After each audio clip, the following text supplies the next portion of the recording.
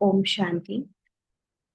आज 13 फरवरी 2025। बाबा के आज के महावाक्य सुनेंगे। बाबा ने कहा, मीठे बच्चे। हाँ जी बाबा। बाप जो है, जैसा है, उसे यथार्थ रीति जानकर याद करना, यही मुख्य बात है।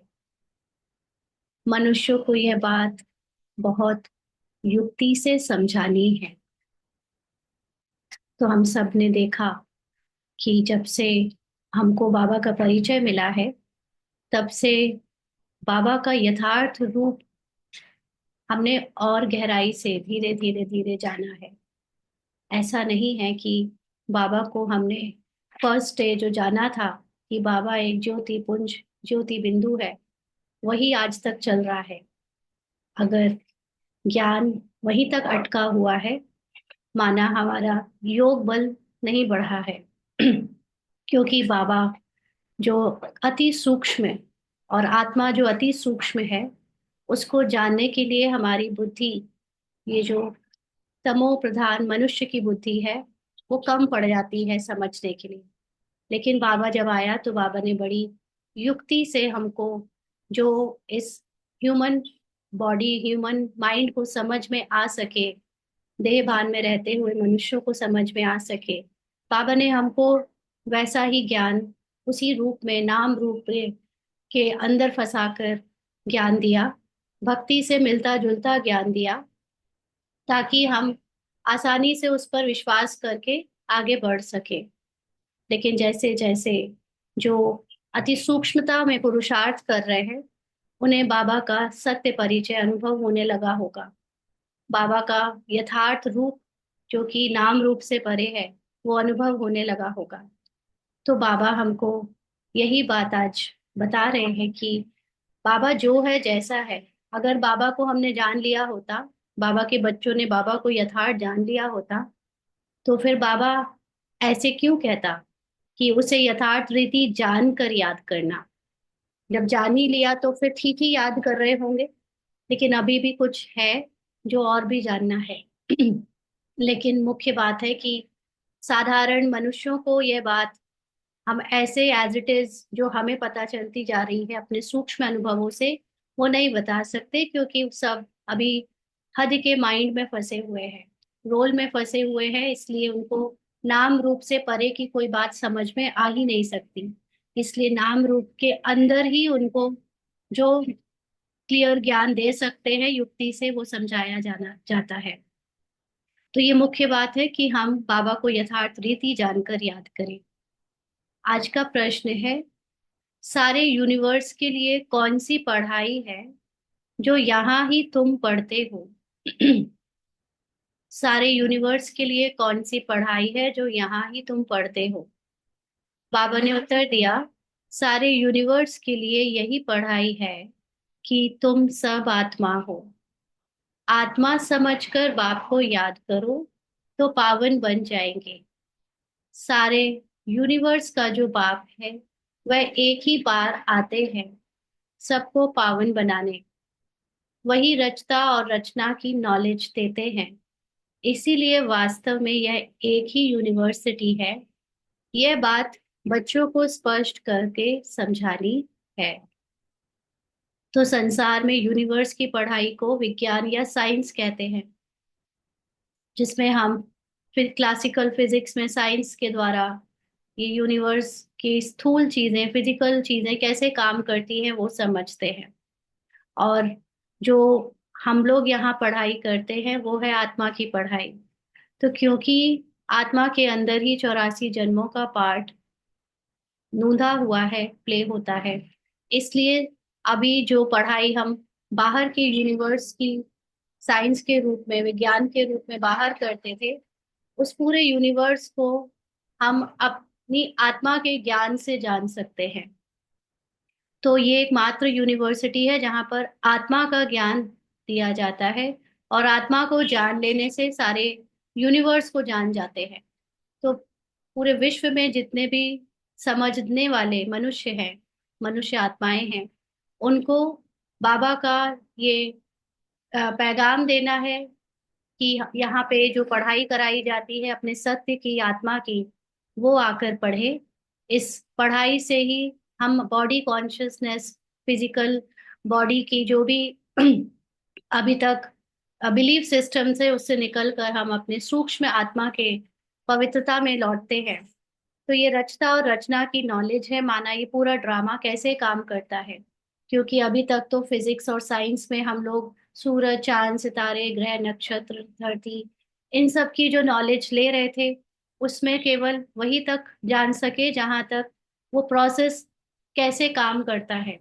लेकिन ये सारा संसार जिसको आज भी सुलझाया नहीं जा सका है साइंस में, उसकी पूरी नॉलेज इस ड्रामा में रचयिता और रचना की नॉलेज में आ जाती है। तो जो चीजें साइंस से नहीं समझी जा सकी हैं, वो उस बाबा के ज्ञान में समझाई गई हैं। तो इसलिए एकमात्र ये यूनिवर्सिटी है, ये बात बच्चों को, यानी सभी मनुष्य आत्माओं को, पूरे यूनिवर्स के आत्माओं को स्पष्ट करके समझा रही है। ओम शांति। भगवानुवाच।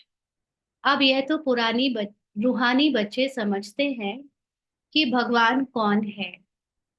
हम्म, हम सब ने बाबा को कम से कम इतना तो जान लिया है कि बाबा शरीरधारी नहीं है। हम रूहानी, यानी हम आत्माएं हैं, रूहें हैं। तो हमारा पिता परमात्मा भी भगवान है। तो वो कौन है? निराकार है। भारत में कोई भी यथार्थ रीति जानते नहीं। कहते भी है मैं जो हूँ, जैसा हूँ, मुझे यथार्थ रीति कोई नहीं जानते। तुम्हारे में भी नंबर वार है। अब बाबा ये क्यों कह रहा है तुम्हारे में भी नंबर वार है? अगर सच में बाबा ज्योति बिंदु है, बिंदु समान है, तो फिर ये तो बाबा के 100% सब बच्चे जानते हैं। यहाँ पर कोर्स करने के साथ ही सबको ये पता चल चुका है कि बाबा ज्योति बिंदु है। तो फिर नंबरवार की बात कहाँ से आई? तब तो सब जानते हैं ना। लेकिन बाबा अगर कह रहा है कि यथार्थ परिचय अभी बाबा युक्ति से बताते हैं, तुमको भी दूसरों को युक्ति से बताना है, तो कहीं ना कहीं अभी हमारी अंडरस्टैंडिंग इनकम्प्लीट है। तो वो अंडरस्टैंडिंग हमारी अपनी खुद की सूक्ष्म स्थिति, सूक्ष्म पुरुषार्थ पर निर्भर करती है। इसीलिए हम सब अपने को और बाबा को, दोनों को अभी नंबरवार जानते हैं, नंबरवार पुरुषार्थ अनुसार जानते हैं। भले यहाँ रहते हैं, परंतु यथार्थ रीति से नहीं जानते। भले बाबा के बच्चे समर्पित होकर चाहे मधुबन में रहते हो, चाहे सेंटर में रहते हो, लेकिन बाबा ने साफ साफ कहा है, बच्चे अभी भी बाबा को यथार्थ रीति नहीं जानते। यथार्थ रीति जानकर और बाप को याद करना, यह बड़ी मुश्किलात है। अंडरलाइन। अगर सच में बाबा बीज रूप में ज्योति बिंदु रूप होता, तो ये बहुत बच्चे कर पा रहे हैं, है ना। ऐसे तो याद बहुत सारे बच्चे कर पा रहे हैं, क्या दिक्कत है? फिर बाबा इसको क्यों कह रहा है कि बड़ी मुश्किलात है यथार्थ रीति जानकर? क्योंकि बाबा बियॉन्ड वर्ड्स है, बियॉन्ड इमेज है, beyond any physical size, shape, किसी भी चीज को जो इन दो आंखों से देखी जाए, या ये जो इस ह्यूमन माइंड से, बुद्धि से समझी जाए, बाबा उससे भी परे है। लेकिन उससे परे बाबा को जानने के लिए हमें खुद के उस परे की अवस्था को जानना पड़ता है। जब तक हम उस परे में नहीं जाएंगे, उस साइलेंस में नहीं जाएंगे, हमको बाबा का यथार्थ रूप, यथार्थ परिचय समझ नहीं आएगा, और उस तरह से याद भी नहीं कर पाएंगे। इसीलिए बाबा इसको कह रहे हैं बड़ी मुश्किलात है। इसीलिए केवल 8 बच्चे बाबा को यथार्थ रूप से जान पाते हैं। और फिर उसमें 108 थोड़ा और ठीक से जान, मतलब 108 यथार्थ और 8 उसमें से एकदम यथार्थ, है ना। बाकी बच्चे नंबरवार में ही आते हैं। तो आप सोच के देखो, बाबा के 10-15 लाख बच्चे, केवल 108 बाबा को यथार्थ रूप से जानते हैं। क्योंकि जो बाबा को जान गया वो बाबा जैसा बन जाएगा। तो बाबा जैसा बनते केवल 108 है, 8 है, तो फिर हमें समझ में आना चाहिए कि अभी बहुत कुछ है जानने को। लेकिन कोई कहे कि इस हद के माइंड को समझाओ, तो नहीं पॉसिबल है ना। कल किसी ने भाई ने मैसेज किया था कि समझाएं टाइम को, क्या है टाइम, नहीं समझा सकते। ये चीजें अध्यात्म में समझाई नहीं जाती, अपने आप समझी जाती हैं। बाबा तो रोज पढ़ा रहा है, बाबा को जिसके द्वारा जो समझवाना है वो समझा रहा है। बाकी अब आपको अपनी खुद की मेहनत करनी है, खुद जानना है कि आखिर ऐसा क्या है जो ये बातें कह रहे हैं। इसमें पर मत और मन मत की बात ही नहीं आती, क्योंकि जब मुरली पढ़ी जा रही है, साकार और अव्यक्त मुरली, तो दोनों में ही बाबा की मुरली से ही समझाया जा रहा है। और समझाने वाले को जिसने बाबा ने निमित्त बनाया है तो उसको कुछ अनुभव है इसलिए समझा पा रहा है। लेकिन अब कोई कहे कि हमको समझाओ, तो वो नहीं पॉसिबल है। हाँ, बाबा ने जो समझाना था वो अपने अनुभव से समझा दिया। अब समझना नहीं समझना सबके अपनी अपनी बुद्धि में है, क्योंकि हद की बुद्धि से, हद के माइंड से, लिमिटेड अहंकार के वश सुनेंगे कुछ कि हमें सब पता है, बाबा की मुरली हम सब जानते हैं। पर मत मन मत की अगर उसमें एक कंफ्यूजन रहेगा, डाउट रहेगा, तो नहीं आ सकता समझ में। क्योंकि कोई भी ज्ञान पूरी समर्पणता के साथ और श्रद्धा से सुना जाता है तभी समझ में आता है। और अहंकार तो बिल्कुल नहीं होना चाहिए। बाबा निरहंकारी है, आत्मा का मूल गुण निरहंकारी है।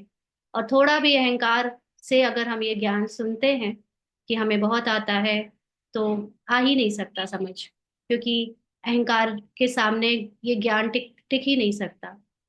तो जितना निरहंकारी बनते हैं, समर्पण बुद्धि बनते हैं, उतना बाबा के गहरे गहरे राज रहस्य हमें समझ में आ सकते हैं। क्योंकि इसके लिए निरहंकारी बनना पड़े, निराकारी, निरहंकारी और निर्विकारी। तो बाबा कहते हैं भले बच्चे कहते हैं कि बहुत सहज है, परंतु मैं जो हूँ, मुझे निरंतर बाप को याद करना है। बुद्धि में यह युक्ति रहती है। हम्म। भले बच्चे कहते हैं कि बाबा को याद करना सहज है, लेकिन फिर भी क्यों नहीं कर पाते? क्योंकि बाबा को जो जैसा है वो निरंतर याद करना, ये बुद्धि में उतनी सहजता से बैठ नहीं पाता। मैं आत्मा बहुत छोटा हूँ, हमारा बाबा भी बिंदी छोटा है। अपनी खुद के सूक्ष्म रूप तक पहुंच पाना ही अभी बहुत मुश्किल है। अभी हमारा ही इतना सारा ऊपर का पहचान, इतना ऊपर का अहंकार नहीं मिटा है, तो हम आत्मा तक ही नहीं पहुंचे। भले भाषा से कहते हैं कि हम आत्मा हैं, ज्ञानी तू आत्मा बन के किसका अहंकार रखते हैं कि हम बहुत साल से ज्ञान में हैं, लेकिन एक्चुअली जो आत्मा सत्य है उसको भी नहीं जानते, उस तक पहुंच ही नहीं पाए हैं। अभी अहंकार काम कर रहा है, अभी ये मन ही अपने आप को आत्मा समझकर बैठा हुआ है। इसलिए बाबा जो है उसको भी नहीं जान पाते। तो बाबा कहते कि मैं आत्मा बहुत छोटा हूँ, हमारा बाबा भी बिंदी छोटा है। आधा कल्प तो भगवान का कोई नाम भी नहीं लेते हैं, दुख में ही याद करते हैं हे भगवान। अब भगवान कौन है, यह तो कोई मनुष्य समझते नहीं। अब मनुष्यों को कैसे समझाएं, इस पर विचार सागर मंथन चलना चाहिए। नाम भी लिखा हुआ है, प्रजापिता ब्रह्मा कुमारी ईश्वरीय विश्वविद्यालय। इससे भी समझते नहीं है कि ये रूहानी बेहद के बाप का ईश्वरीय विश्वविद्यालय है। अब क्या नाम रखें जो मनुष्य झट समझ जाए? कैसे मनुष्यों को समझाएं कि यह यूनिवर्सिटी है? यूनिवर्स से यूनिवर्सिटी अक्षर निकला है। यूनिवर्स अर्थात सारा वर्ल्ड, उसका नाम रखा है यूनिवर्सिटी, जिसमें सब मनुष्य पढ़ सकते हैं, यानी संसार के पूरे यूनिवर्स के मनुष्य पढ़ सकते हैं। तो यूनिवर्स के पढ़ने के लिए यूनिवर्सिटी है। अब वास्तव में यूनिवर्स के लिए तो एक ही बाप आते हैं, उनकी यह एक ही यूनिवर्सिटी है। एम ऑब्जेक्ट भी एक है। बाप ही आकर सारे यूनिवर्स को पावन बनाते हैं, योग सिखाते हैं। यह तो सब धर्म वालों के लिए है, यहाँ पर कोई शरीर की पढ़ाई नहीं है। भले ही हम यहाँ पर रहकर बहुत सारी नियम मर्यादाएं शरीर के ऊपर करते हैं, शरीर को साधने के लिए बहुत सारी चीजों को फॉलो करते हैं, लेकिन एक्चुअली पहुंचना आत्मा तक है। कि शरीर को भी सिर्फ इसलिए इतनी नियम मर्यादा और चीजें दी हुई हैं ताकि हम आत्मा तक आसानी से पहुंच सके। तो इसलिए यहाँ पर हर एक आत्मा चाहे किसी भी धर्म में हो, वो यहाँ आकर अपने सत्य को जान सकती है, उसको एक्सप्लोर कर सकती है। कहते हैं अपने को आत्मा समझो, सारे यूनिवर्स का बाप है, इनकॉर्पोरियल गॉड फादर। तो क्यों ना इसका नाम spiritual university of spiritual incorporeal God father रखे। बाबा के समय पर शायद कोई नाम नहीं प्रॉपरली हुआ होगा डिसाइडेड, तो बाबा कहते क्यों ना इसका नाम spiritual university of spiritual incorporeal God father रखे। ख्याल किया जाता है ना, सोचो। अभी ये कौन बोल रहा है ख्याल करने वाली बात? ख्याल कौन करता है? ख्याल कौन करता है? क्या भगवान कभी ख्याल करते हैं? यहाँ पर जब ये बोल रहा है कि ख्याल किया जाता है, तो ये ब्रह्मा कह रहे हैं, पुरुषार्थी ब्रह्मा, है ना? क्योंकि जब तक हम ख्याल कर रहे हैं माना हम पुरुषार्थ कर रहे हैं, और जब हमारा माइंड शट अप हो जाता है, माना जब एक्चुअली में आत्मा की संस्थिति में हम स्थित हो जाते हैं, तो मन बुद्धि संस्कार तीनों चीज अपनी जो अलग अलग कर्म करते थे वो करने ऑलमोस्ट बंद कर देते हैं फिर, क्योंकि आत्मा की स्थिति में हर चीज वही होती है जो एक्यूरेट ड्रामानुसार होनी है। थॉट भी एक ही आता है, एक्शन भी एक ही होता है, और बोल भी वही निकलता है जो निकलना है। उसके अलावा फिर सेकंड थर्ड फोर्थ थॉट आने बंद हो जाते हैं। तो जब तक ख्याल किया जा रहा है, सोचा जा रहा है, माना अभी ह्यूमन माइंड काम कर रहा है, हद की बुद्धि काम कर रही है ना, तो इसलिए ब्रह्मा बाबा भी पुरुषार्थ करते समय अपने जब देह भान में होते हैं तो उनको भी ख्याल करना पड़ता है, क्योंकि बाबा भी तो 33 वर्ष तक संपूर्ण बनने का पुरुषार्थ करते रहे। तो बाबा कहते हैं मनुष्य ऐसे हैं जो सारे वर्ल्ड में बाप को एक भी नहीं जानते हैं।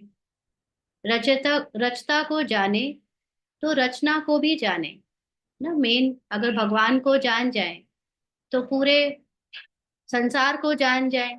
लेकिन यहाँ पर क्या करते हैं कि संसार की एक एक चीज को जानने में लगे रहते हैं।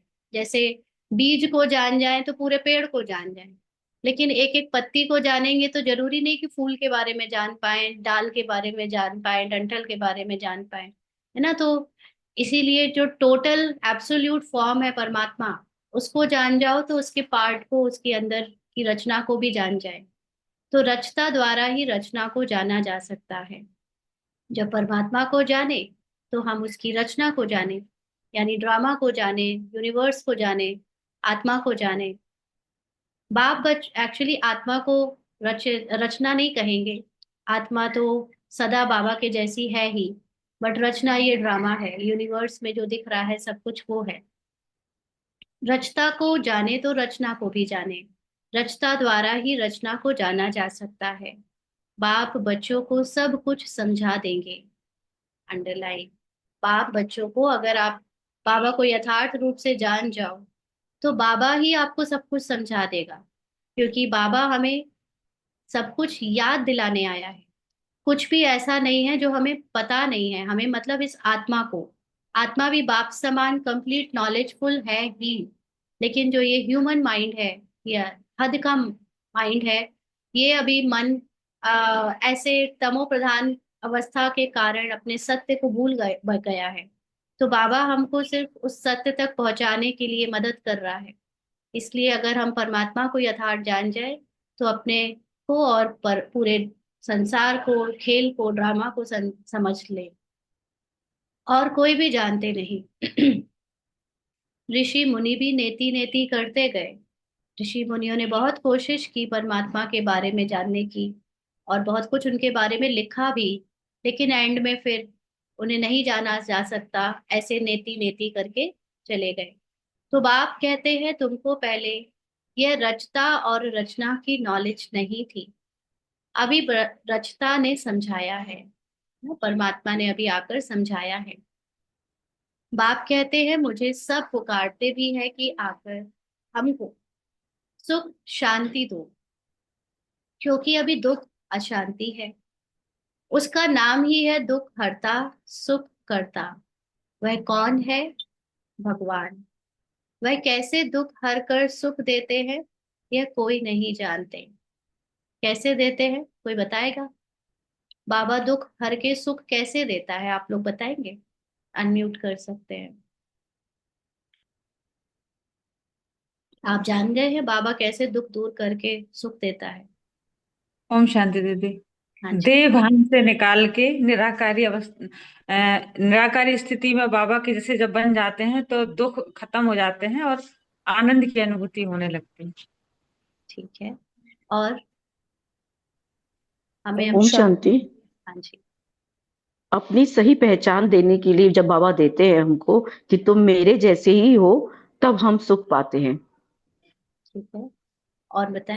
ओम शांति दीदी। हाँ जी। दीदी, बाबा हमको रोल से निकाल के सुखी बना देता है। मतलब जब हमें पता चल जाता है कि हमें जो भी रोल में दुख दर्द सफरिंग मिल रही है वो ड्रामा है, तो तुरंत हमें अनुभूति होती है कि हम दुख से बाहर निकल गए।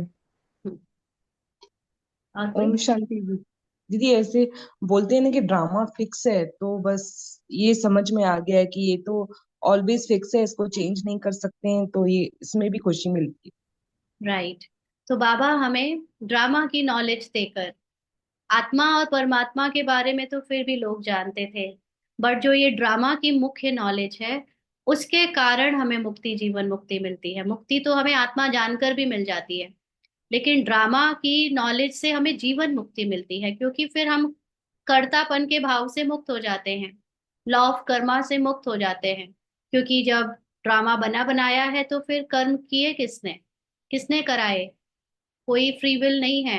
जब तक हम रोल में हैं तब तक हमारे पास फ्री विल नहीं है, चॉइस नहीं है कि हम चूज करें कि क्या करना है क्या नहीं करना है। ये लेकिन तभी हम समझ पाते हैं जब हम अपने को साक्षी होकर आत्मा को बाबा के समान समझते हैं, और ड्रामा के यथार्थ ज्ञान को जानकर उसको अप्लाई करते हैं, तभी हम ये लॉ ऑफ कर्मा से फ्री अपने आप को समझ सकते हैं। और तभी एक्चुअली हमें बाबा दुख से निकाल सुख देता है ना, तभी बाबा को दुख हरता सुख करता कहते हैं। तो बाबा कहते वह कैसे दुख हर कर सुख देते हैं ये कोई नहीं जानते, तो ऐसा क्लियर कर लिखे जो मनुष्य समझे, निराकार गॉड फादर ही ये नॉलेज देते हैं। ऐसे ऐसे विचार सागर मंथन करना चाहिए। बाप समझाते हैं मनुष्य सभी हैं पत्थर बुद्धि। बताया ना, पत्थर बुद्धि माना full of ego, full of देह भान, इतना अहंकार। हम अपने शरीर से, शरीर की बुद्धि से, शरीर की पहचान से कि मैं बड़ा ये हूँ वो हूँ, ये सारी चीजें जितनी शरीर से हमने पहचाने और आइडेंटिटीज बनाई हुई हैं, ये सब है पत्थर बुद्धि की पहचान। अभी तुमको पारस बुद्धि बना रहे हैं, यानी अभी पूरा देह भान से निकाल कर उस सूक्ष्म आत्मा तक बाबा ले जा रहे हैं, जिसमें कोई भी दैहिक पहचान नहीं है, झूठी पहचान नहीं है। वास्तव में पारस बुद्धि उन्हें कहेंगे जो कम से कम 50 से अधिक मार्क्स लें। अंडरलाइन, कम से कम 50% अटैचमेंट्स जिन्होंने फिजिकल कॉन्शियसनेस की तोड़ी है, उनको ही ये ड्रामा का गहरा ज्ञान, और जो अभी हम गुहता समझ रहे हैं, आत्मा का existence beyond time and space, वो उनको ही समझ आएगा। क्योंकि ये पारस बुद्धि को ही समझ में आ सकता है, ये नॉर्मल पुरुषार्थियों को समझ नहीं आ सकता। जब तक हमारा इस शरीर के किसी भी रोल से, कोई भी ज्ञान से, कोई भी तरह की बुद्धि से अटैचमेंट है, उससे पहचाने बना रखी हैं, तब तक उनको पारस बुद्धि नहीं कह सकते। तो इसीलिए बाबा के बच्चों में भी नंबरवार हो जाते हैं। बाबा ने आज ये क्लियर करके बता दिया कि वास्तव में पारस बुद्धि उन्हें कहेंगे जो कम से कम 50 से अधिक मार्क्स लें ना। तो यहाँ पर जिनको इतना गहराई से ज्ञान समझ आ रहा है, तो वो जरूर 50% तक पहुंच चुके हैं ना, डिटैच हो चुके हैं अपनी फिजिकल कॉन्शियसनेस से।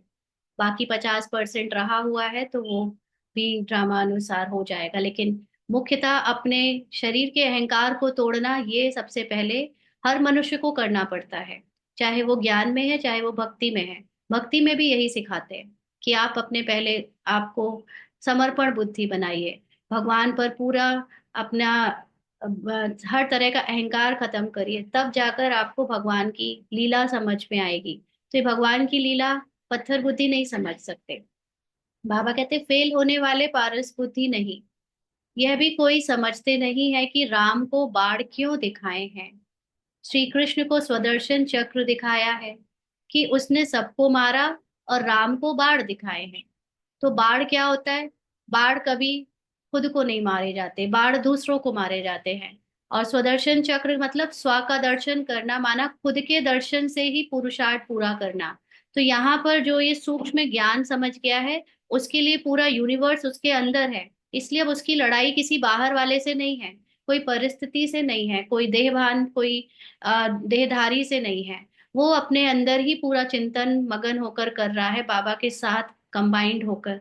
इसलिए स्वदर्शन माना वो श्री कृष्ण की डायनेस्टी में जाता है। और जबकि जो राम कुल के होंगे, वो समझेंगे कि आज ये पेपर आ गया, आज वो पेपर आ गया, आज परिस्थिति ऐसी हो गई। वो दूसरों को ही ब्लेम करते रहेंगे, और उनका पूरा पुरुषार्थ बाहर से रोल को चेंज करने में लगा रहेगा, कि बाहर से हमारे अंदर मतलब हमारी पर्सनालिटी में सारे गुण दिखें। जबकि ये श्री कृष्ण की पहचान है कि उसके अंदर ज्ञान समा चुका है, उसके अंदर ही अपनी सत्यता का उसको साक्षात्कार हो चुका है। और राम अभी भी बाहर ही बाढ़ मार रहे हैं। इसीलिए यहाँ पर दोनों तरह के पुरुषार्थी बाबा के बच्चे हैं। तो बाबा कहते हैं, एक खास मैगजीन निकलती है जिसमें दिखाया है श्री कृष्ण कैसे स्वदर्शन चक्र से अकासुर बकासुर आदि को मारते हैं। दोनों को हिंसक बना दिया है, और फिर डबल हिंसक बना दिया है। एक तरफ से काम कटारी चलाने वाला भी बना दिया है कृष्ण को, दूसरा मारने वाला भी बना दिया है। तो डबल हिंसक बना दिया है मनुष्यों के माइंड ने, बुद्धि ने। कहते हैं उन्हों को भी बच्चे पैदा हुए हैं ना। अरे, वह है ही निर्विकारी देवी देवता, वहां रावण राज्य है ही नहीं।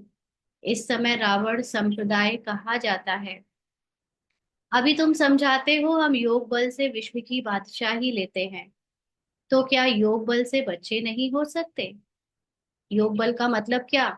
जब आपको अपनी आत्मा का सत्य परिचय होने के बाद आत्मा का अनुभव होता है, जब आपको पूरा यूनिवर्स अपने अंदर दिखता है, तो उसमें जो सारे रोल आपको दिखने लगते हैं, कि जो एक पिक्चर की तरह वो रोल बने बनाए एक प्रोजेक्टर पर केवल प्ले हो रहे हैं, सिर्फ चलचित्र की तरह एक के बाद एक घटना सिर्फ घटती जा रही है। बाकी ऐसा कुछ नहीं है कि वो कोई टाइमलाइन में एक्चुअली में बंधी है। ये तो बाबा ने हद के माइंड को समझाया है कि हम अभी फिजिकल वर्ल्ड में 5000 ईयर्स के टाइम के अंदर फ्रेम्ड है, बट आत्मा कभी अपनी मूल स्थिति में टाइम के अंदर फ्रेम नहीं होती।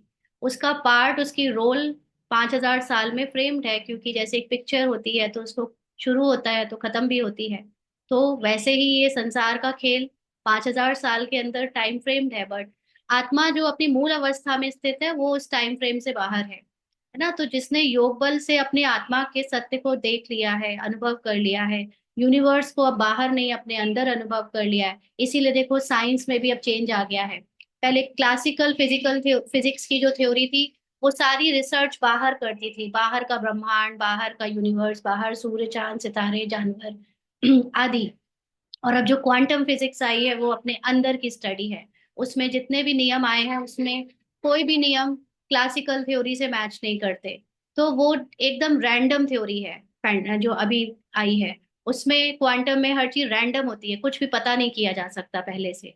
इसलिए वो चीज अभी जो आत्मा की स्थिति में स्थित हो गया है, वो लॉ ऑफ कर्मा से बाहर हो गया, वो फ्री विल में आ गया। वो अब चॉइस कर सकता है कि वो रोल में सफर करे या रोल से बाहर आ जाए। अब उसके पास एक्चुअली में चॉइस है, रोल में रहते चॉइस नहीं हो सकती, है ना। तो इसी तरह जिसने आत्मा के सत्य को जानकर जीना सीखना शुरू कर दिया है, उसका जो योग बल है, क्या वो एक बनी बनाई पिक्चर में बच्चे पैदा नहीं होते हुए नहीं देख सकता? क्योंकि आत्मा को तो अब जस्ट देखना है कि बच्चे पैदा हो रहे हैं, बाकी ऐसे कुछ करना नहीं है, क्योंकि हम करता ही नहीं रहे।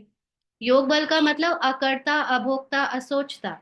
तो जब कुछ सब कुछ अपने आप होना है, तो बच्चे भी अपने आप, जैसे एक स्टेज होता है हद का, उसमें एक्टर एक्टिंग कर रहे होते हैं हस्बैंड वाइफ की।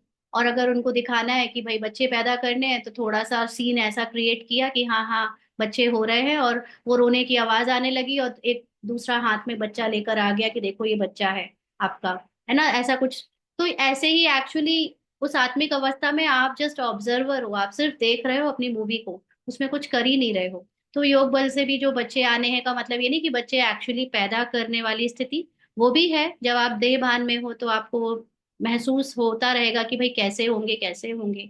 लेकिन दृष्टा की स्थिति में आपको पता है कि फिर संकल्प, एक संकल्प आया, बच्चे हो गए, बच्चे कंसीव कर लिए, और फिर वो पैदा भी हो गए, दर्द भी नहीं हुआ। जैसे कहानी में हम लोग, कोई घर घर खेलता हो, है ना, और उसमें कहे चलो मेरा बच्चा पैदा हो रहा है, तो बस कर दिया, एक छोटा बच्चा बन गया, आ गया।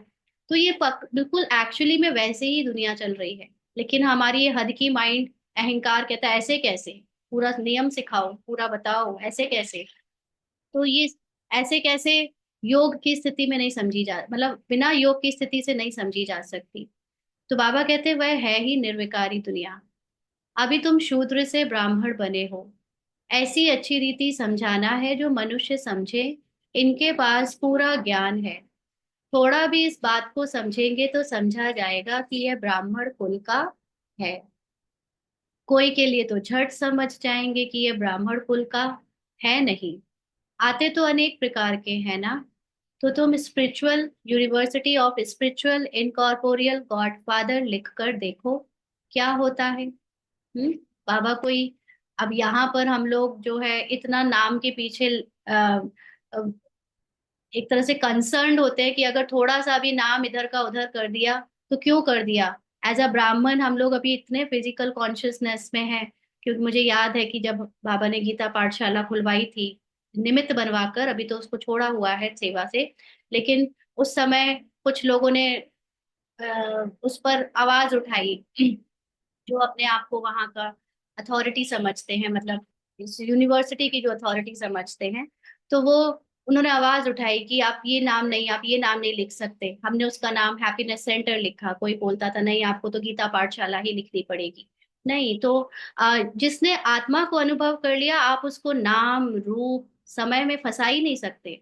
और जिसको अभी भी हद का डर है, हद के माइंड में वो, तो उसको लगेगा नहीं बिल्कुल ऐसे ही होना चाहिए, वो इनकम टैक्स का ऐसे ही होना चाहिए, हर वो इस दुनिया में बहुत डर डर के और बिल्कुल ऐसे चलेगा कि उसको हर चीज नियम मर्यादा और बहुत उसमें। लेकिन जो आत्मा एकदम फ्रीडम, जिसने अपने आप को अनुभव कर लिया, उसको कौन पकड़ पाएगा, कौन उसको कुछ नियम सिखा पाएगा, क्योंकि उसको कुछ चाहिए ही नहीं, उसका कोई अहंकार ही नहीं रह गया, उसको शरीर का भान ही नहीं रह गया। वो तो सेवा अर्थ शरीर में पार्ट प्ले करने का चल रहा है, और पिछला कुछ प्रारब्ध का पार्ट चल रहा है तो शरीर में है, अदरवाइज ऑलरेडी शरीर के परे है ना। इसलिए बाबा ने तो यहाँ पे लिखा भी हुआ है, लिख कर देखो क्या होता है। बाबा तो खुद ही अपने टाइम पे दिमाग लगाकर कभी ये करो कभी वो करो, ये काम नहीं किया तो वो करो, ऐसे करते रहते थे, है ना। तो बाबा अगर अपने सत्य में टिक गया होता एकदम से, तो उसको ये सारी चीजें करने की जरूरत नहीं होती, एक ही बार में सब सही होता। लेकिन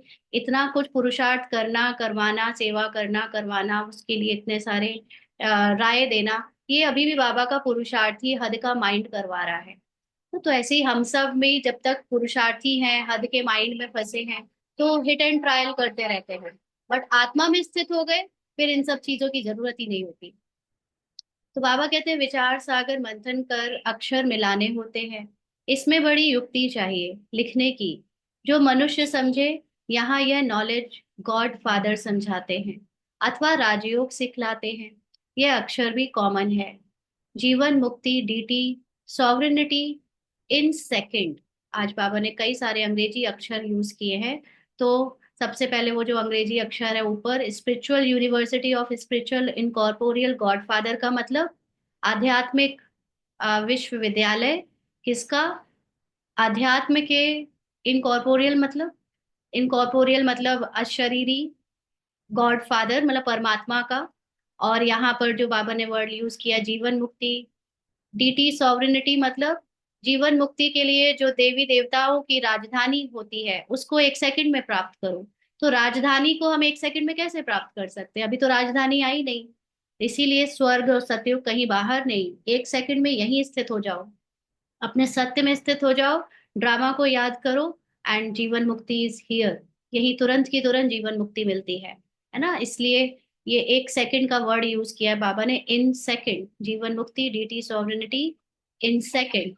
तो ऐसे ऐसे अक्षर हो जो मनुष्यों की बुद्धि में बैठे। ब्रह्मा द्वारा विष्णुपुरी की स्थापना होती है। मन मनाभव का अर्थ है बाप और वर्षे को याद करो। तो ब्रह्मा द्वारा, ब्रह्मा है हमारा स्टूडेंट पार्ट। स्टूडेंट अभी पढ़ रहे हैं हद के माइंड में, अपने सत्य के नॉलेज को धारण कर रहे हैं। फिर जब वो हद के माइंड से सत्य को धारण कर लेते हैं पूरी तरह, तो वो विष्णुपुरी में, मतलब अपने ही अंदर सत्य की स्थापना में ऑलमोस्ट बॉडी कॉन्शियस से पूरी तरह मुक्त हो जाते हैं। इसलिए विष्णु को चार हाथ दिखाए, स्त्री और पुरुष का दोनों का कंबाइंड स्वरूप दिखाया, माना आत्मा में स्त्री भी है पुरुष भी है, दोनों के अनुभव हैं। आत्मा में सुख का पार्ट भी है तो दुख का पार्ट भी है, इसलिए वो दोनों से परे है। तो वो जब हम इन दोनों चीजों से परे हो जाते हैं तब हम स्वर्ग में पहुंच जाते हैं। क्योंकि कलयुग में रहते हुए स्वर्ग की दुनिया जीना मतलब, जितने अच्छे से हम यहाँ पे खुशियों को स्वीकार करते हैं, खुशियों का वेलकम करते हैं, अच्छी चीजों का वेलकम करते हैं, उतने ही अच्छे से हम यहाँ पर दुख का भी वेलकम करें, बीमारियों का भी वेलकम करें, नेगेटिव अनुभवों का भी वेलकम करें।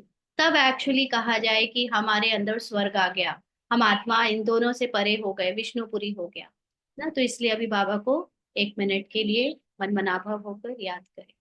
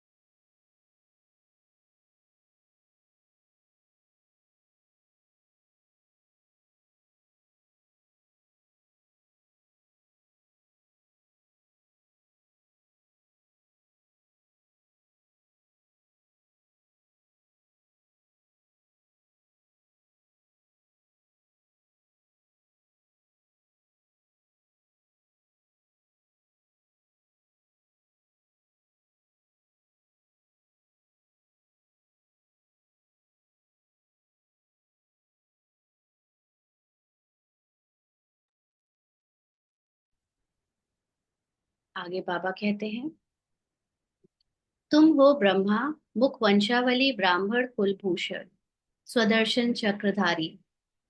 स्वदर्शन चक्रधारी माना अपने सत्य का दर्शन करने वाले, और चक्र माना ड्रामा को जानकर धारण करने वाले। तो स्वदर्शन चक्रधारी और ब्राह्मण कुलभूषण, ब्राह्मण यानी ब्रह्मा के द्वारा नॉलेज से अपने दर्शन को जानने वाले। अब वह तो स्वदर्शन चक्र विष्णु को दिखाते हैं। हम्म, तो श्री कृष्ण को भी चार भुजाएं दिखाते हैं। अब उनको चार भुजाएं हो कैसे सकती? फिजिकल फॉर्म में कोई भी ह्यूमन के चार भुजा कैसे हो सकती? तो कृष्ण और विष्णु दोनों ही चार भुजा में एक प्रतीकात्मक इमेज है। क्या प्रतीक है ये? कि जब मैं आत्मा अपने सत्य में स्थित हो जाती हूँ तो मेरे अंदर वो चार भुजाओं में जो चार अलंकार दिखाए हैं, गिरा हुआ गदा मतलब विजय की निशानी, जो शंख है वो है कि मेरे अंदर पूरा ज्ञान अब समा चुका है, उसका मैं सेवा भी करने के लिए यूज करता हूँ। कमल मतलब एकदम न्यारा हो गया हूँ, संसार में रहते निश्चिंत हो गया हूँ ना। और क्या है? स्वदर्शन, तो अपना दर्शन करने वाला। तो ये सारी चीजें जो कृष्ण और विष्णु को दिखाई, वो एक प्रतीकात्मक वर्णन है हमारे ही ब्राह्मण स्वरूप से। जब पुरुषार्थ कंप्लीट हो जाता है उसका, श्री कृष्ण अभी बीच का है। श्री कृष्ण एक ऐसा पार्ट है जब ब्राह्मण जीवन में हम 50% पुरुषार्थ पूरा कर लेते हैं, जिसको बाबा ने कहा ना, जब पारस बुद्धि हो जाते हैं तो 50% पुरुषार्थ के बाद हम कृष्ण जैसे होने लगते हैं। मुरली चलाना, मुरली धारण करना और मोर का पंख माना न्यारे रहना, हमारे अंदर अहंकार और फिजिकल ईगो 50% तक कम हो चुका है। अब हम पारस हो गए हैं, माना जल्दी जल्दी पुरुषार्थ करके अपने सत्य में विष्णु का स्वरूप बन सकते हैं। तो ये अभी हम प्रतीकात्मक की बात कर रहे हैं। बाकी तो सतयुग में तो फिर होगा तो कोई चार भुजाएं वाला नारायण और लक्ष्मी नहीं होंगे, लेकिन ये विष्णु और श्री कृष्ण अभी हमारे ही स्वरूप का ही दर्शन है। तो बाबा कहते हैं, बाप कितना अच्छी रीति समझाते हैं। बच्चों को बड़ा विशाल बुद्धि और पारस बुद्धि बनना है। बाबा ने विशाल बुद्धि क्यों कहा? क्योंकि बहुत सारे बाबा के बच्चे ही ये बात सुनकर अभी बहुत तिलमिला जाते हैं कि ये अपने आप को कृष्ण कैसे कह सकते हैं। सिर्फ ब्रह्मा बाबा ही कृष्ण है, और कोई कृष्ण अपने आप को कहने की हक नहीं रखता। तो विशाल बुद्धि का मतलब है बड़ा दिल रखो, कि विशाल, कि हर कोई कृष्ण बनता है। जो अपने को बाबा के समान पुरुषार्थ करके एकदम निश्चिंत और फरिश्ता स्थिति में स्थित कर लेता है, कृष्ण की तरह मुरलीधर और कृष्ण की तरह मोर मुकुट यानी न्यारापन हो जाता है जिसके अंदर दुनिया का, वो सब एक्चुअली में कृष्ण ही है। तो कहने का मतलब कि कृष्ण कोई एक नहीं होगा, नारायण भले ही, बाबा ने अभी परसों ही कहा था कि लक्ष्मी नारायण कोई एक थोड़ा ही होता है, सब जैसे वहां सब एक जैसे ही होते हैं, सिर्फ राजगद्दी पर एक बैठेगा। तो वो राजगद्दी का मतलब हो गया सबसे अच्छा पुरुषार्थ, सबसे पहले पुरुषार्थ होकर करने वाले। तो इसलिए विशाल बुद्धि बनो, ये छोटी छोटी बातों पे लेकर बाहर राम की तरह बाढ़ चलाने नहीं लग जाओ, एक दूसरे से लड़ने झगड़ने नहीं लग जाओ ना। पारस बुद्धि बनना है। पारस बुद्धि सिर्फ अपने अंदर अंतर्मुखता में रहता है, अपने अंदर की चिंतन में रहता है, खुद को ही पुरुषार्थ के लिए चिंतित होता है, बाकी उसको दुनिया में और कौन क्या कह रहा है क्या समझ रहा है उससे मतलब नहीं होता। तो सतयुग में यथा राजा रानी तथा प्रजा पारस बुद्धि कहेंगे ना, वह है पारस दुनिया, और यह है पत्थरों की दुनिया। तुमको यह नॉलेज मिलती है मनुष्य से देवता बनने की, तुम अपना राज्य श्रीमत पर फिर से स्थापन कर रहे हो। बाबा हमको युक्ति बतलाते हैं कि राजा महाराजा कैसे बन सकते हो। तुम्हारी बुद्धि में यह ज्ञान भर जाता है औरों को समझाने के लिए। गोले पर समझाना भी बड़ा सहज है। गोला मतलब स्वास्तिक वाला चित्र। इस समय जनसंख्या देखो कितनी है, सतयुग में कितने थोड़े होते हैं। संगम तो है ना, अब तो पानी के संगम में भी पूरी जनसंख्या पहुंच रही है ऐसा लग रहा है ना। तो देखो ये संगम में तो कितना भीड़ बढ़ गई है, ये वाले संगम में भी और पानी के संगम में भी। ब्राह्मण तो थोड़े होंगे ना, ब्राह्मणों का युग ही छोटा है। ब्राह्मणों के बाद है देवताएं, फिर वृद्धि को पाते हैं। बाजोली होती है ना, तो सीढ़ी के चित्र के साथ विराट रूप भी होगा, तो समझाने में क्लियर होगा। जो तुम्हारे कुल के होंगे उनकी बुद्धि में रचयिता और रचना की नॉलेज सहज ही बैठ जाएगी। उनकी शक्ल से भी मालूम पड़ जाता है कि यह हमारे कुल का है या नहीं। अगर नहीं होगा तो तवाई की तरह सुनेगा, हाँ सब उड़ जाएगा। इसीलिए जब कहते हैं ना कोई कि समझाओ, समझाने में तो वही होता है कि समझाओ, उसके ऊपर तवाई की तरह सब उड़ जाता है। खुद समझो, खुद जानो, खुद को अपने आप को पढ़ाओ कि नॉलेज तो ऑलरेडी सब कुछ बाबा दे चुका है, बट हम खुद तैयार हैं उस नॉलेज के लिए, हमारी अंदर की सफाई हो गई है कि पारस बुद्धि बन गए हैं, तब हम समझेंगे, नहीं तो तवाई की तरह सब उड़ता रहता है। बाबा कहते हैं जो समझू होगा वह ध्यान से सुनेगा। ये मुरली में भी बाबा की जो इतनी गहरी गहरी रहस्यमयी बात होती ना, बस एक लाइन में निकल जाती है, और इतने दिन की केवल एक मुरली में होती है। और अगर हमने वो बात स्किप कर दी तो हम बस ढूंढते ही रह जाएंगे, कब कहा था कब कहा था, कहाँ लिखा है बताओ। अरे जिसको समझ में आनी थी आ गई, उसने धारण कर भी ली, बाकी लोग ढूंढते ही रह जाएंगे कब कहा था, किसने कहा था, कहाँ कहा था। और जिसकी स्थिति उस लाइन से बननी है उसकी स्थिति आत्मा में बन भी जाती है एक सेकंड में। उसको फिर याद रखने की नोट पेपर में या कोई प्रूफ रखने की जरूरत ही नहीं है, क्योंकि सबसे बड़ा प्रूफ है मैं खुद, मेरा अनुभव, है ना। तो इसलिए बहुत ध्यान से सुनेगा जो समझू होगा। एक बार किसी को पूरा तीर लगा तो फिर आते रहेंगे, कोई प्रश्न पूछेंगे, और कोई अच्छा फूल होगा तो रोज आपे ही आकर पूरा समझ कर चला जाएगा। आपे ही आकर खुद आएगा, पूरा समझेगा खुद और चला जाएगा। समझाया नहीं जाएगा, उसको समझ लेगा खुद ही। तो चित्रों से तो कोई भी समझ सकते हैं। यह तो बरोबर देवी देवता धर्म की स्थापना बाप कर रहे हैं। कोई ना पूछते भी आपे ही समझते रहेंगे, कोई तो बहुत पूछते रहेंगे, समझेंगे कुछ भी नहीं। यहाँ भी ऐसे ही होता है ना, कोई बिना पूछे सब समझ जाता है, क्योंकि जो आत्मा में स्थित है उसके सामने जैसे ही सत्य आता है उसकी परखने की शक्ति उसे तुरंत पकड़ लेती है, राइट दिस इज राइट, ये सत्य बोल रहा है, बाकी अब तक जो सुना था वो गलत था। और जिसके अंदर देह भान है वो कई क्वेश्चन पूछता रहेगा, ये नहीं तो ऐसे, नहीं तो वैसे, कैसे नहीं है, और वो समझेगा कुछ भी नहीं। क्योंकि आत्मा को सत्य पता है, बस उसके सामने आने की देरी है, उसके सामने किसी के मुख से कोई सत्य निकला वो तुरंत पकड़ लेता है, राइट दिस इज राइट। तो वो, लेकिन वो जो उस सत्य में स्थित है, जो सत्य को अनुभव करता है, उसके लिए वो पूछने की बात नहीं, सिर्फ समझने की बात होती है। बाबा कहते फिर समझाना होता है, हंगामा तो करना नहीं है। फिर कहेंगे ईश्वर तुम्हारी रक्षा भी नहीं करते हैं, अब वह रक्षा क्या करते हैं सो तो तुम जानते हो। कोई बताएगा बाबा हमारी यहाँ पे कैसी रक्षा करता है?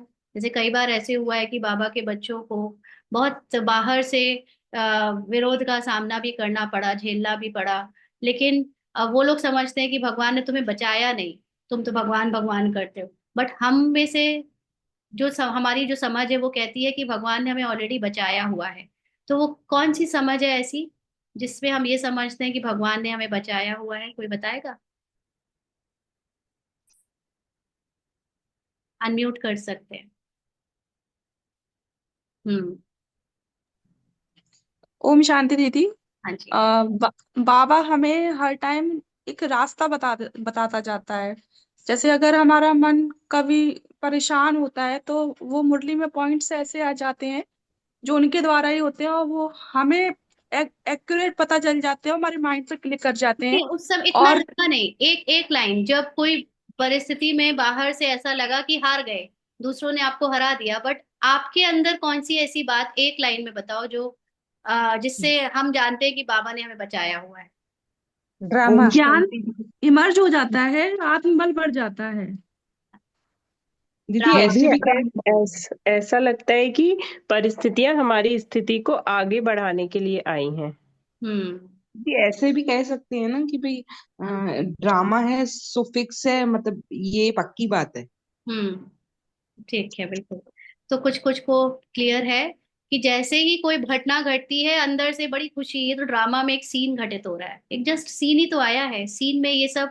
और क्योंकि ये जो देह का भान नहीं है, देह का अभिमान नहीं है, तो रूपाली के साथ अगर कोई फेस कर भी रहा है तो आत्मा तो रूपाली से बाहर है ना, आत्मा रूपाली से पहचान नहीं बनाती।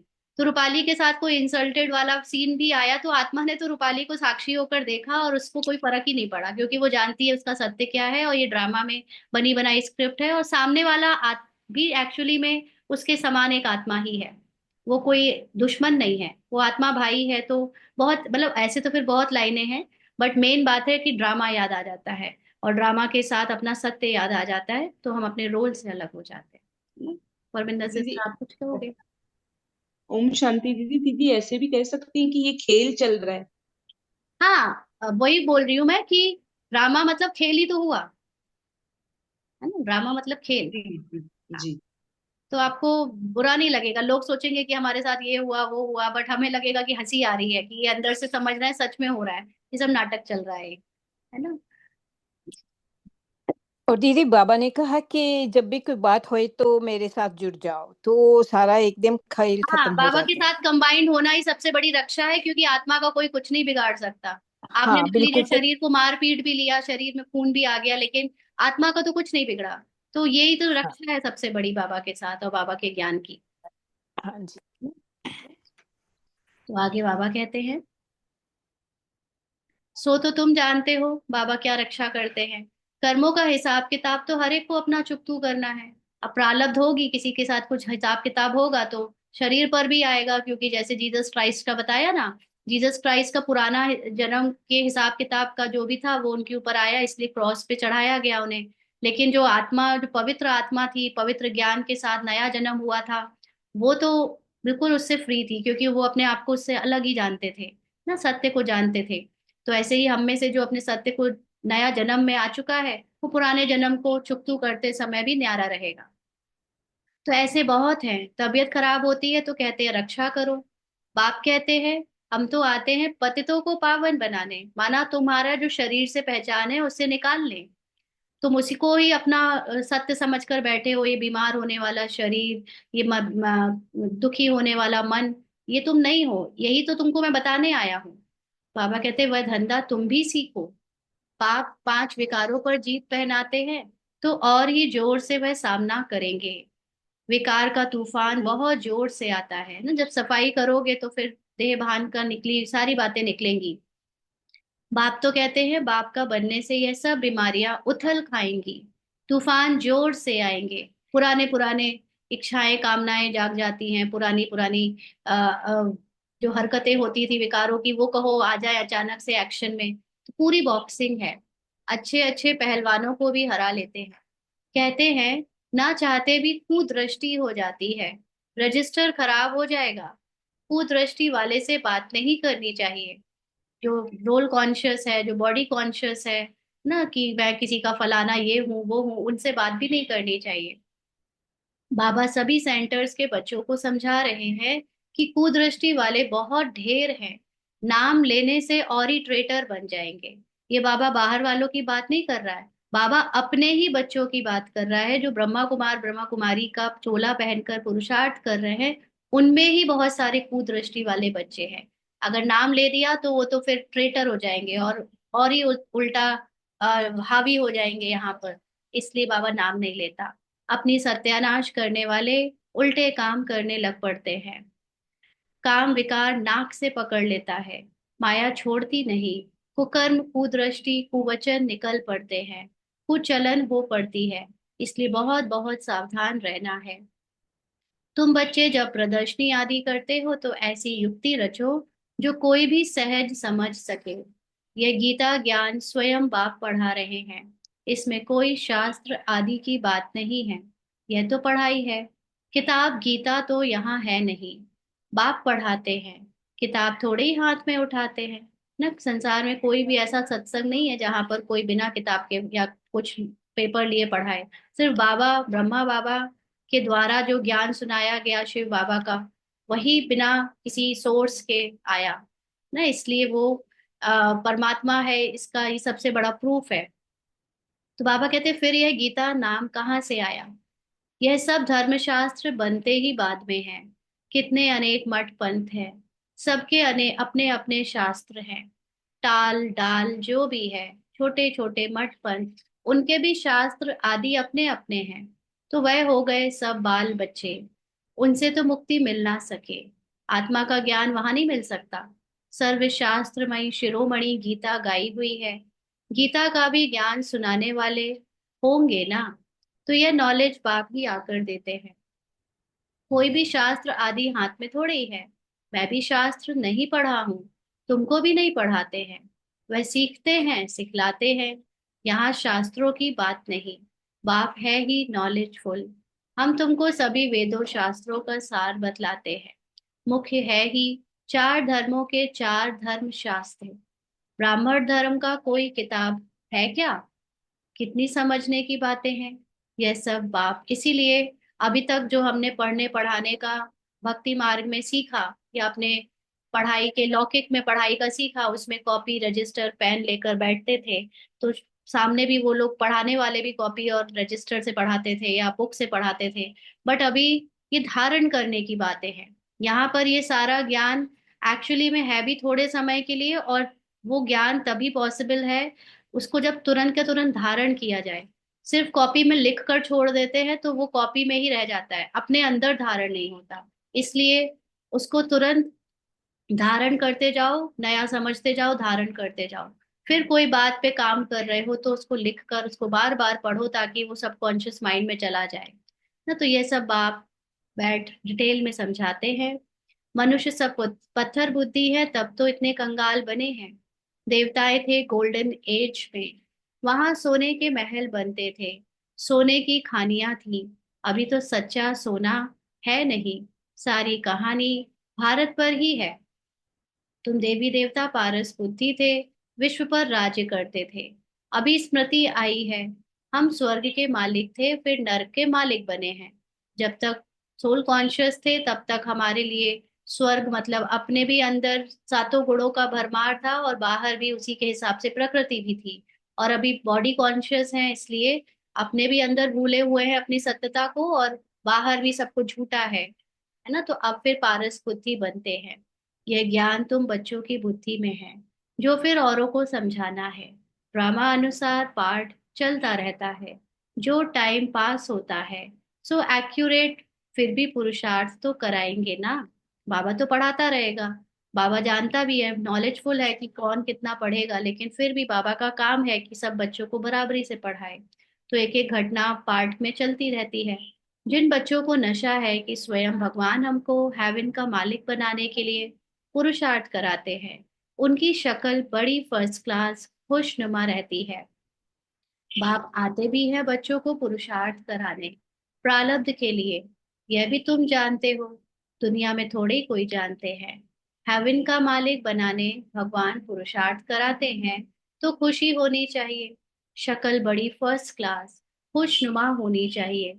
बाप की याद से तुम सदैव हर्षित रहेंगे। बाप को भूलने से ही, क्योंकि बाबा को भूले माना अपने को भी भूल गए, अपने सत्य को भी भूल गए। तो बाप को भूलने से ही मुरझाइश आती है। बाप और वर्षे को याद करने से, यानी आत्मा को बाबा के साथ कंबाइंड याद करना और ड्रामा को याद करने से खुशनुमा हो जाते हैं। हर एक की सर्विस से समझा जाता है। बाप को बच्चों की खुशबू तो आती है ना, सपूत बच्चों से खुशबू आती है और कपूत से बदबू आती है ना। बाबा ने कहीं कहीं कहा है देह अभिमान की बू आती है। बहुत सारे बाबा के बच्चे हैं जिनसे देह भान की बू आती है। हमेशा बस कोई ना कोई शरीर और कहानी को लेकर ही सोचते रहते हैं, चिंता करते रहते हैं, एक्शन में आते हैं। आत्मा का चिंतन, आत्मा का वर्णन, आत्मा का अनुभव नहीं करते, तो इसलिए उनसे बदबू आती है। बगीचे में खुशबूदार फूल को ही उठाने के लिए दिल होगी। जो सच में सोल कॉन्शियस होने का पुरुषार्थ कर रहा होगा, बाबा को भी उन पर मेहरबानी करने की दिल होगी। अक को कौन उठाएंगे? बाप को यथार्थ रीति याद करने से ही विकर्म विनाश होंगे। अच्छा, मीठे मीठे सिक्की लदे बच्चों प्रति माता पिता बाप दादा का याद प्यार और गुड मॉर्निंग। रूहानी बाप की रूहानी बच्चों को नमस्ते। हम रूहानी बच्चों की रूहानी बाप दादा को याद प्यार गुड मॉर्निंग और नमस्ते बाबा, शुक्रिया, थैंक यू बाबा। धारणा के लिए मुख्य सार। पहला पॉइंट, माया की बॉक्सिंग से हारना नहीं है। ध्यान रहे, कभी मुख से कुवचन ना निकले, कुदृष्टि कुचलन कुकर्म ना हो जाए। तो एक तो है कि रोल में हम ऊपर से भी ध्यान दें कि हमारे मुख से किसी को कुछ उल्टा सीधा ना निकले, हम दृष्टि से किसी के प्रति अहंकारी ना रहें, किसी के विकर्मों को विकारों को ना देखें। और दूसरा है कि अपनी सोल कॉन्शियस में रहेंगे तो ऑटोमेटिकली फिर हम इन सब चीजों से मुक्त रहेंगे, सारी कु वाली चीजों से, कुकर्म कुचलन कुदृष्टि कुवचन ना। इसलिए माया की बॉक्सिंग करते रहनी है। फर्स्ट क्लास खुशबूदार फूल बनना है, माना सोल कॉन्शियस बनना है, फर्स्ट क्लास। पारस बुद्धि, नशा रहे कि स्वयं भगवान हमको पढ़ाते हैं। बाप की याद में रहे, सदैव हर्षित रहना है, कभी मुरझाना नहीं है। आज का वरदान है, चैलेंज और प्रैक्टिकल की समानता द्वारा स्वयं को पापों से सेफ रखने वाले विश्व सेवाधारी भाव। आज बाबा ने बहुत यूनिक वरदान दिया है। चैलेंज और प्रैक्टिकल की समानता द्वारा स्वयं को पापों से सेफ रखने वाले विश्व सेवाधारी भाव। हम दुनिया को चैलेंज करते हैं ना कि हम विश्व को पापों से मुक्त करके दिखाएंगे। तो पहले तो हम खुद को पापों से मुक्त करके दिखाएं। तो वो कैसे होगा? जब मैं आत्मा दृष्टा की सीट पर सेट होकर ड्रामा को बीच में लाकर सभी कर्मों से अपने को न्यारा और मुक्त कर लेती हूँ, माना अकर्ता अभोक्ता असोचता बन जाती हूँ, तो मैं हो गई पापों से मुक्त। तो ये जो चैलेंज हम दुनिया वालों को कर रहे हैं, वो प्रैक्टिकली पहले खुद अपने जीवन में उसकी समानता करके दिखाएं। तो ऐसे पापों से सेफ रखने वाले विश्व सेवाधारी भाव। तो इसलिए पूरा संसार जो इस समय पाप कर रहा है, वो उस पर कलयुग का प्रभाव है। ये संसार ड्रामा है, कहानी है, ये ऑलरेडी कुछ दिनों में सबसे मुक्त हो ही जाएगा, है ना। लेकिन हमारा पार्ट है अभी ये प्ले करने का कि हम उसको मुक्त करने में मदद कर रहे हैं। तो इसलिए ये जानकर हम उसको चैलेंज को स्वीकार करके दिखा रहे हैं कि हम इसको साफ करेंगे। तो आप बच्चे जो चैलेंज करते हो, उस चैलेंज और प्रैक्टिकल जीवन में समानता हो, नहीं तो पुण्य आत्मा के बजाय बोझ वाली आत्मा बन जाएंगे। अंडरलाइन, अगर ब्राह्मण जीवन में हम ज्ञानी तो आत्मा होने के बावजूद रोल के पाप में, रोल के विकर्म में, रोल के कोई भी पार्ट में जो नेगेटिव है, कलयुगी है, आसुरी है, सूक्ष्म शूद्र का है, उससे अगर मैंने अपनी पहचान बना ली, तो मैं अपने सत्य जो है ही पुण्य आत्मा का सत्य, उसकी जगह मैं इन विकारों में और इन पापों के तले दबी हुई, कर्मों में फंसी हुई बोझ वाली आत्मा बन जाऊंगी। तो इस पाप और पुण्य की गति को जानकर स्वयं को सेफ रखो।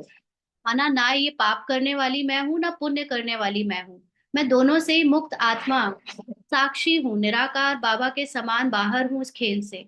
ऐसे स्वयं को सेफ रखो, क्योंकि संकल्प में भी किसी भी विकार की कमजोरी, व्यर्थ बोल, व्यर्थ भावना, घृणा व ईर्ष्या की भावना पाप के खाते को बढ़ाती है।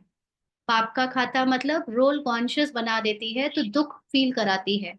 अगर संकल्प में आ रहे बोल, भावना, घृणा, ईर्ष्या, अगर मैंने इससे भी पहचान बना ली, जो कि रोल के मन को आ रहे हैं, लेकिन मैंने सोचा मुझे आ रहे हैं, तो मेरा रोल कॉन्शियसनेस, मेरा देह भान बढ़ जाएगा और मुझे दुख की भासना होगी, है ना, तो मैं भारी हो जाऊंगी। इसलिए पुण्य आत्मा भव के वरदान द्वारा स्वयं को सेफ रख, विश्व सेवाधारी बनूं। इसलिए मैं ये पाप और पुण्य के बीच में फंसी हुई नहीं, लेकिन मैं वो हूं ही सदा, वो आत्मा जो इन सब से परे है। तो ये बाबा ने हमें वरदान दिया हुआ है, इसलिए उसको याद रखो, क्योंकि वरदान तभी काम करते हैं जब हम याद रखते हैं। तो अपने आप को सदा सेफ रखकर विश्व की सेवा, इस समय सबसे बड़ी सेवा कौन सी है? जब मैं आत्मा बिल्कुल भी रोल से पहचान ना बनाऊं, एकदम न्यारी अपने सातों गुणों को याद करके सत्य में टिकी रहूं, विश्व की सबसे बड़ी सेवा तभी होती है। तो अपने आप को सेफ रखना माना विश्व की सेवा करना। संगठित रूप में एक मत, एक रस स्थिति का अनुभव कराओ। स्लोगन है, पवित्रता की क्षमा चारों ओर जलाओ, तो बाप को सहज देख सकेंगे। अंडरलाइन। बाबा ने जो ऊपर कहा था ना कि बाबा को यथार्थ ही कोई जानता है, यथार्थ कोई ही जानता है, वो कब होता है? जब पवित्रता हो। पवित्रता का मतलब है सारे देह के अभिमान, अहंकार, बॉडी कॉन्शियसनेस से जब पूरी तरह हम फ्री होते हैं, तभी हम अपने जीरो स्वरूप को जानकर बाबा के जीरो स्वरूप को जान सकते हैं, जो नाम रूप समय काल से परे है ना। इसलिए अपने अंदर भी हम ये बॉडी की सारी पहचानों को मिटाएं, पवित्रता की क्षमा जलाएं, चारों ओर उसकी वाइब्रेशन जब फैले तो हम बाप को सहज देख सकेंगे। आज के अव्यक्त इशारे हैं, प्रत्यक्षता का झंडा लहराने के पहले सिर्फ दो शब्द हर कर्म में लाना। एक, सर्व संबंध संपर्क में आपस में एकता, अनेक संस्कार होते अनेकता में एकता, और दृढ़ता यही सफलता का साधन है। माना अनेक संबंध संपर्क, चाहे जिससे हम मिले जुले, जिनको भी देखते हैं, जिनके साथ सेवाएं करते हैं, घर में रहते हैं, उन सबके अलग अलग वैरायटी संस्कार होते हुए भी, उनका रोल भी अलग होते हुए भी, मैं सबकी एक आत्मा को देखूं, मैं सबके अंदर एक उस निराकारी पवित्र सूक्ष्म शक्ति को देखूं। ये दृढ़ता जब रहेगी तो ऑटोमेटिकली मेरी सफलता, माना मेरी सोल कॉन्शियस स्थिति बहुत ऊंची हो जाएगी, और इससे प्रत्यक्षता का झंडा हमारे अंदर ही लहराएगा। ये बाहर वाला येलो और रेड रंग का झंडा लहराने की बात नहीं है, ये अंदर झंडा लहराना चाहिए। माना मुझे किसी के स्वभाव संस्कार से कोई प्रभाव जब ना पड़े, मैं अपने अंदर ही स्वर्ग देखूं, अपने अंदर ही सदा अचल अडोल ऊंची स्थिति देखूं, तो यही मेरी सोल कॉन्शियस स्थिति प्रत्यक्षता का झंडा है। तो अभी अभी एकता हिल जाती, कभी कभी एकता हिल जाती है, माना जब हम दूसरों के रोल में डिफरेंस या उनके संस्कारों को देखते हैं, तो सत्य भुलाकर एक दूसरे से थोड़ा सा मतभेद में आ जाते हैं। यह करे तो मैं करूं नहीं। आपका स्लोगन है, स्व परिवर्तन से विश्व परिवर्तन, विश्व परिवर्तन से स्व परिवर्तन नहीं। तो यहाँ संसार जो दिख रहा है, यूनिवर्स, वो बाहर नहीं, मेरे अंदर है। तो पुरुषार्थ करने वाला फिर कौन बचा? सिर्फ मैं ही बची। तो मुझे दूसरों को जो यूनिवर्स में दिख रहे हैं, जो संसार और मेरे चारों ओर लोग दिख रहे हैं, उनके परिवर्तन से मेरा परिवर्तन नहीं होगा, मेरे परिवर्तन से ही उनका परिवर्तन होगा, क्योंकि मैं जिस दृष्टि से संसार को देखूंगी वो संसार वैसा बन जाएगा। तो इसलिए मुझे सबको आत्मिक दृष्टि से देखना है, तो अनेकता में एकता आ जाएगी, अखंडता आ जाएगी, और दृढ़ता के साथ फिर मुझे मेरी सोल कॉन्शियस स्थिति की जो सतो प्रधान पारस बुद्धि पार्ट है, उससे संसार भी बिल्कुल वैसा ही बन जाएगा, परिवर्तन हो जाएगा। अच्छा, ओम शांति।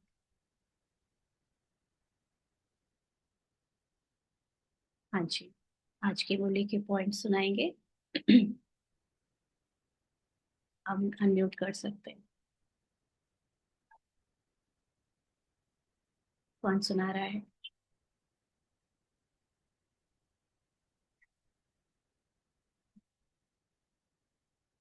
किसी को सुनाना है? हम जैसे बाबा ने कहा ना मुरली में कि कृष्ण, मतलब कहते हैं ना कि कृष्ण सिर्फ ब्रह्मा बाबा है, तो बाबा ने मुरली में जैसे आज समझाया है, गीता में भी यही लिखा हुआ है कि जिसको ज्ञान का बोध हो गया वो कृष्ण है।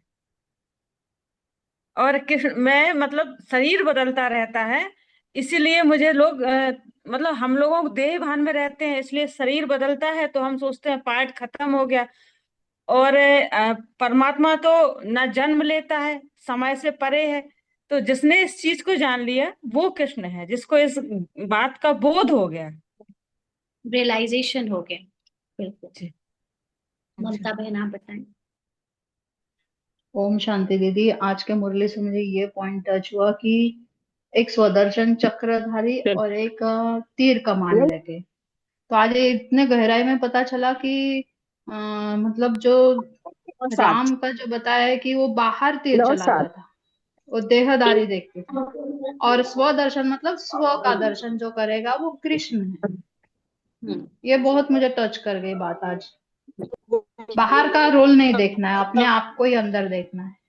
और स्वदर्शन चक्रधारी मतलब हमारी आत्मा में स्थित होना। बिल्कुल। ओम शांति दीदी। जी, कुसुम सिस्टर।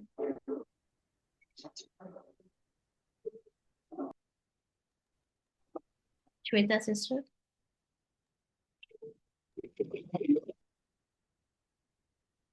कौन सुना रहा है भाई?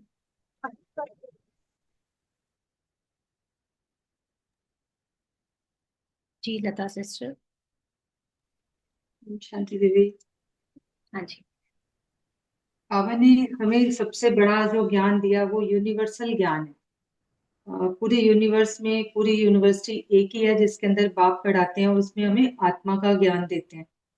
इस ज्ञान को लेने के बाद में एक ही चीज हमें पकड़ करके अगर हम चलते हैं तो हम उस सत्य को इजीली पकड़ सकते हैं और पहुंच सकते हैं। वो एक चीज क्या है? आत्मा का ज्ञान।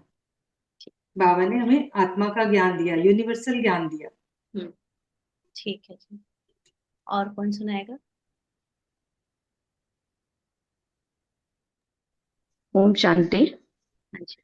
बाबा ने आज हमको पारस बुद्धि बनने के लिए कहा, बाबा ही आकर हमको पारस बुद्धि बनाते हैं ये। ठीक है। और कोई?